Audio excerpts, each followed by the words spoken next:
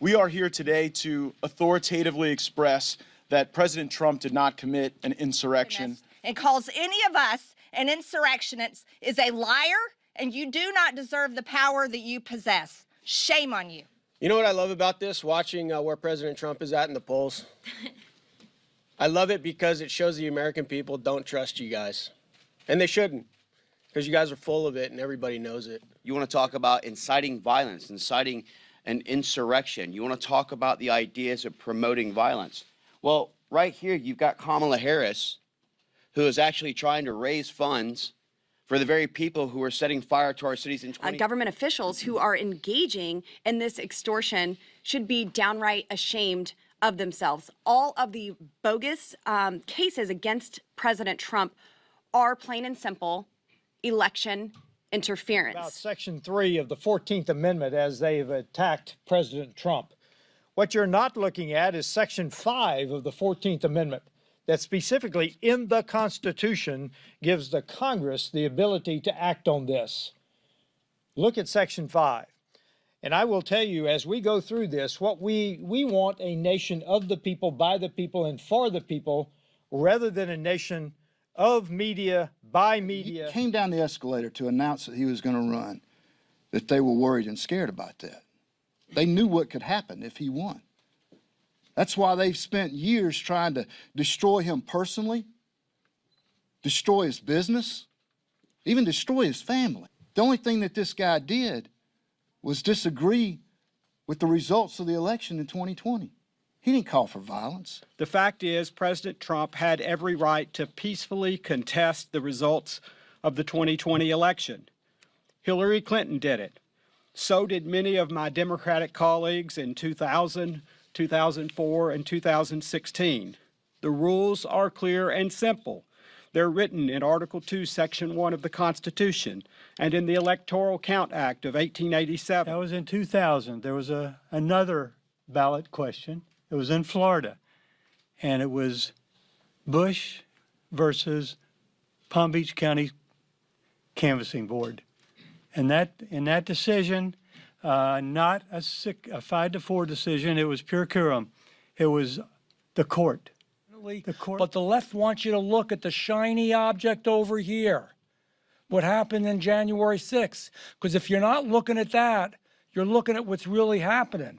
And when you look what really is happening, you're worried if you're an American because you see that everything is going in the wrong direction. Look at the polls. Even when it is polls done by the New York Times or any other group, they will tell you that things aren't going well for Lots of people have valid concerns about the security of our elections, and Trump made his concerns known. It's not illegal in this country, at least it used to not be, to have a First Amendment. It's not illegal for Trump, and it's not illegal for your everyday Americans. This is about the left wanting to remove him. They will do anything to get it done. You're allowed to have an opinion of President Trump, but he did not engage in an insurrection. Over the top. They were making it this organized thing that it wasn't. That's what Mr. Rosenberg said. What did the court say when you had an individual, a guy named Matthew Martin? He's tried.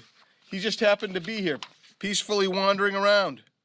But he was charged with entering a restricted building, disorderly conduct, violent entry, and parading in the Capitol building. Petty offenses. But what we found out is he was waved into the Capitol. And what did a Capitol police officer say? Well, the crowd was large. We waved him in. That was the testimony given by a police officer. That doesn't sound like an insurrection. Neither do these comments by President Trump. Stay peaceful. Please support our Capitol Police and law enforcement. They're truly on the side of our country. Stay peaceful. 30 minutes later, I'm asking for everyone at the U.S. Capitol to remain peaceful. No violence. Remember, we are the party of law and order. Respect the law and our great men and women in blue. Thank you. That doesn't sound like an insurrection.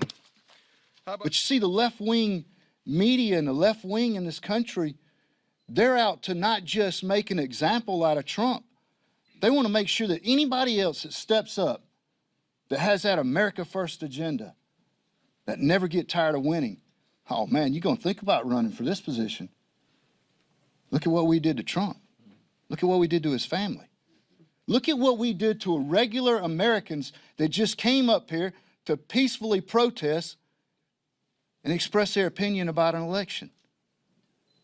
Because you see, the only thing the Democrats have right now and what this president has is an America last. We're not feared in the world, and our enemies don't fear us. Our economy's in the shambles. Inflation's sky high. So what have we got to do now?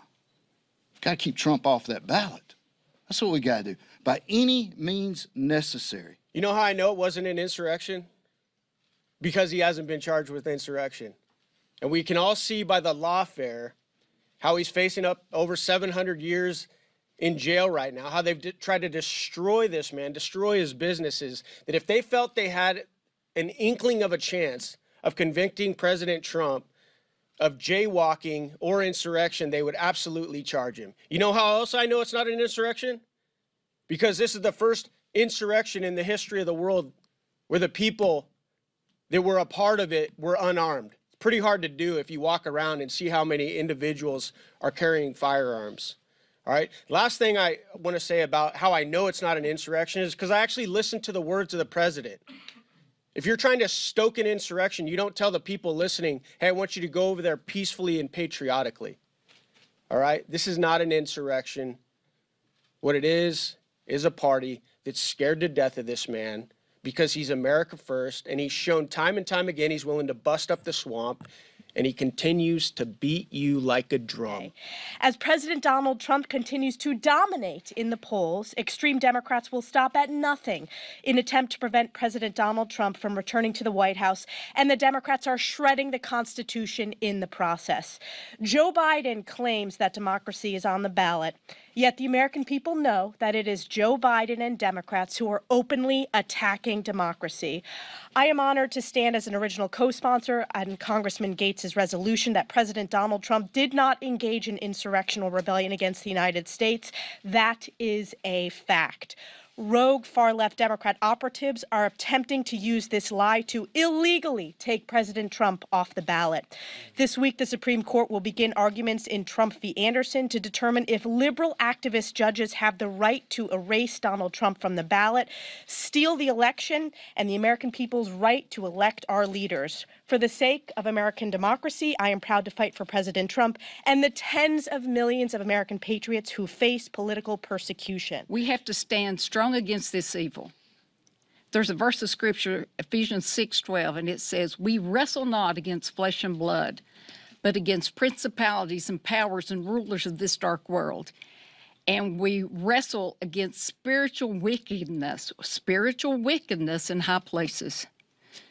So my message to the American people is simple. Armor up and get ready for the spiritual battle ahead, because it's going to be a battle.